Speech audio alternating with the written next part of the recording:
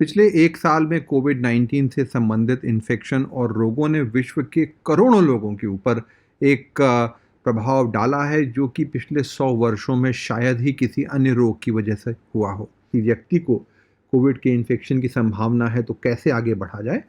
तो पहली चीज़, कोई भी लक्षण, बुखार, कोविड से संपर्क, गले में दर्द हो, अपने आप को आइसोलेट करें और टेस्ट ज़रूर करें।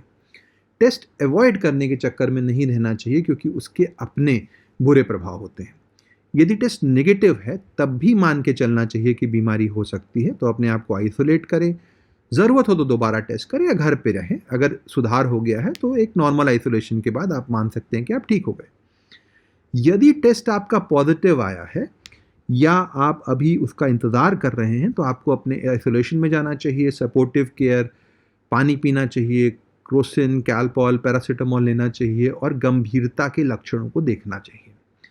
यदि व्यक्ति बहुत कम ऑक्सीजन की कमी है, 90% से कम, या सांस लेने की रफ्तार 30 प्रति मिनट से ज़्यादा है, इसका मतलब हम लेट हो गए हैं। ये बीमारी पहले से थी, पता बाद में चली। तुरंत भर्ती की तरफ जाना चाहिए, ऑक्सीजन की तरफ जाना चाहिए और स्टीरॉइड्स शुरू करने चाहिए और पेट के बल लेटने का प्रयास करना चाहिए।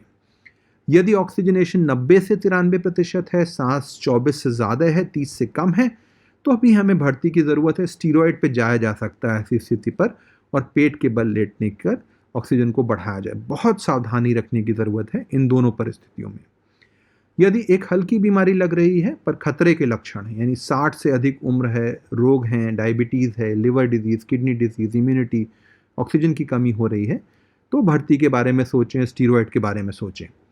यदि ये सब नहीं है तो तुरंत स्टीरॉयड शुरू करने की कोई आवश्यकता नहीं है। खतरे के लक्षण देखिए। यदि छठे दिन पर बुखार आ रहा हो या छठे दिन पर सीआरपी और डी डाइमर बढ़ा हुआ है, तभी हमको स्टीरॉयड की सोचना है। अदरवाइज 14 दिन के होम आइसोलेशन से काम हो जाता है।